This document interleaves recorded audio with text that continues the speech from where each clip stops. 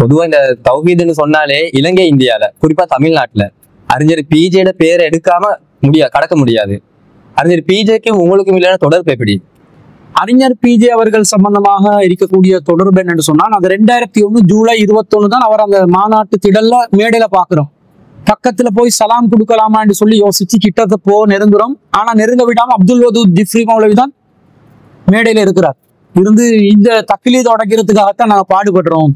ஒரு நபரை தேடி வந்து நீங்க சலாம் கொடுக்க வேண்டிய அவசியம் இல்லை, எல்லாரும் கிளம்புங்க, கூட்டமா சேர்ந்து அவருக்கு சலாம் கொடுக்க இருக்கிறாங்க. அப்ப அதை பார்த்துட்டு சலாம் கொடுக்க கிடைக்கல.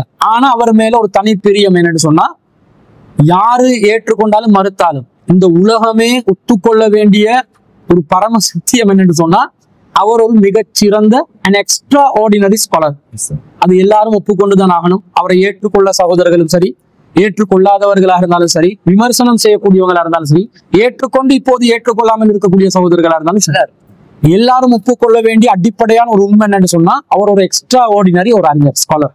நான் என் தனிப்பட்ட அனுபவத்துல சொல்றேன். நான் நிறைய நூல்கள் வாசிக்கிறேன், நிறைய இணையதளங்களை ரிசர்ச் பண்றேன், வாசிப்பு கண்டினியூவா பண்ணிக்கொண்டே இருக்கிறேன். பல மொழிகள்ல பண்றேன். நான் தமிழ்லையும் பண்றேன், ஆங்கிலத்திலையும் பண்றேன், அரபுலையும் இப்ப தேடுறேன், அதே மாதிரி சிங்களத்திலையும் நான் பாக்குறேன். 4 மொழிகள்ல நான் தேடின அளவுக்கு இந்த அறிஞருடைய அந்த அறிவு மட்டத்துல தற்போது சமகாலத்துல ஒரு அறிஞரை பார்க்க முடியல. அரபு உலகத்துல இவங்க அறிஞர்கள் சில பேரை காட்டினாலும் அதை விட ஒரு படி மேலண்டு தான் என்னுடைய தனிப்பட்ட ரிசர்ச் அறிஞர் பிஜே அவர்கள் சம்பந்தமாக. அவரோட எப்படியாவது தொடர்பு பண்ணணும் நான் என்ன நினைக்கிறேன்டா, இயக்க ரீதியான ஒரு தொடர்பு இல்லாம போகுது. இமெயில் அனுப்புறேன், அவருடைய இமெயில் ஐடியை எடுத்துக்கொண்டு அவருக்கு இமெயில் அனுப்புவேன். நான் அப்பவே 2003-4 கால பகுதிகளிலே அவருக்கு இமெயில் அனுப்பி கொண்டு இருப்பேன். அப்போ அந்த இமெயிலுக்கு ரிப்ளை பண்ணுவார். அதான் விசேஷம். அதாவது அவர் மிகப்பெரிய அறிஞரா பார்க்கிறோம். பல வேலை பழுக்களுக்கு மத்தியில் இருக்கக்கூடிய ஒருவர். உதாரணமாக நான் தலைப்பாகை சம்பந்தமாக சில ஹதீஸ்கள் அனுப்பி, இது சஹியான ஹதீஸ் என்று சிலர் சொல்றாங்க, இதுக்கு உங்களோட விளக்கம் என்னன்னு கேட்டதுக்கு அவர் என்ன செய்யறாருன்னா, ஒரு கட்டுரை வடிவத்துல அவரை ஏற்கனவே எழுதின ஒரு கட்டுரையோட பதிலாக ரிப்ளை அனுப்புறாரு, இந்த லிங்கை பார்க்கவும். இமெயிலே நடக்குது. அப்ப இமெயில் கன்வர்சேஷன் ஆரம்பிச்சோன்னா எனக்கு ஒரு மதிப்பு அவர் மேல ஏற்படுது.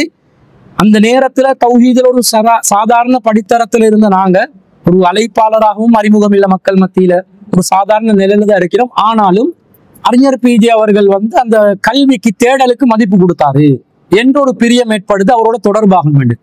அதே நேரத்துல இன்னொரு விஷயத்தை எங்களை பதிவு செய்யணும்.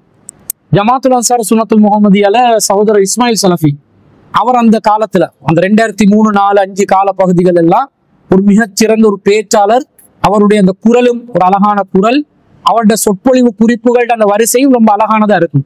இஸ்மாயில் சலஃபி அவர்களுடைய அவர் என்ன பண்ணாரு, நாங்க அந்த அஸ்மி அஹியாவோட சேர்ந்து கம்பேரட்டிவ் ரிலிஜன் கிளாஸஸ் செய்யறதுனால நாங்க வீடு வீடா போயிட்டு தவா பண்ணுவோம் பிற மதத்தவர்களுக்கு. அதே நேரத்துல இஸ்லாமோட அறிமுகம் என்று நாங்க கேள்வி பதில் நிகழ்ச்சி நடத்துவோம். அந்த நேரத்துல இஸ்மாயில் சலஃபி அவர்களை தான் தமிழ் மொழியில அவர் கேள்வி பதில் நிகழ்ச்சி நடத்துவாரு. டிரான்ஸ்லேட்டரா 1-2 நிகழ்ச்சிக்கு நான் கலந்து கொண்டீங்க. அதுல அவரோட ஒரு அறிமுகமும் இருக்குது.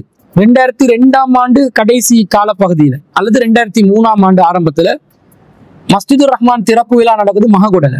அதுல அந்த நிகழ்ச்சிக்காக நாங்க கலந்து கொண்டிருந்த நேரத்துல அப்ப அறிஞர் பிஜே அவர்கள் சார்பா தமிழ்நாட்டில இருந்து யாராவது வந்திருந்தாங்களான்னு பார்த்தா ஹாமித் பக்ரி வந்திருந்தார். அப்ப அதுக்காகவும் நாங்க ஆர்வமா போயிட்டு இருந்தோம். அந்த நேரத்துல இஸ்மாயில் சலஃபி அவர்கள் மஸ்ஜிதுர் ரஹ்மான் மாகோட மஸ்ஜிதுர் ரஹ்மான் மேடையிலே என்னுடைய ஒரு நண்பர் ஒருவரை சிங்கள மொழியில உரை நிகழ்த்துவதற்காக அழைக்கிறார். என்னை கூப்பிட்டு மிம்பரை கொடுத்துட்டாரு. அது வரைக்கும் மிம்பர்ல நான் ஏறினது இல்லை. பெரிய ஒரு கிரௌட் முன்னாடியே பேசணும், சிங்களத்துல பேசணும்ட்டார். அப்ப ஏற்கனவே கம்பேரட்டிவ் ரிலிஜன்ஸ் அந்த குறிப்பு தலையில இருக்கிறதுனால அதை வச்சு ஒரு அறிமுக உரை ஒன்றை செஞ்சுட்டு ஒரு குறிப்பிட்ட நேரத்துக்குள்ள அந்த உரையை முடிச்சுக்கணும். அப்ப அவரும் ஒரு படித்தரத்துல தாவால் என்ன அறிமுகப்படுத்தின ஒருவர் என்றதை நான் சொல்றேன். அந்த மர்கஸ் அந்த தர்பியால கூட அந்த நிகழ்ச்சியில கூட பிஜே அவர்களுடைய இஸ்லாமோட நியமார்க்கம் வீடியோ போகுது. அப்ப அதை பாக்குறோம். அதுல கேள்வி பதில் எல்லாம் ரொம்ப திறமையா, வட்டி சம்பந்தமா கேள்வி கேட்கிறாங்க, தாடி சம்பந்தமா கேட்கிறாங்க. அந்த நேரத்துல சிடி தான் ரொம்ப ஃபேமஸா இருந்துச்சு. பதில்கள் சொல்லி அதை பார்த்து எல்லா புத்தகங்களையும் பிஜே அல்றதுக்கு ஆரம்பிக்கணும். எல்லா சிடிகளையும் வாங்க ஆரம்பிக்கணும். புத்தகம் ஒன்று எடுத்தா நான் அல்ஜன்னத்தை எடுத்தா வெறுமனே அல்ஜன்னத்தை கவரோட வாசிச்சு முடிக்கிறது இல்லை. வாசிச்சு முடிச்சுட்டு தலைப்பு போடுவேன். ஒப்பும் உயர்வும் என்ற ஒரு தலைப்பு வந்தா இந்த ஒப்பும் உயர்வும் என்ற தலைப்பு எந்த ஆண்டு எந்த மேகசின்ல வந்துச்சு, எத்தனாவது பக்கத்துல நான் தனியா ஒரு அனலைசிஸ் புக் வச்சுக்கிறேன்.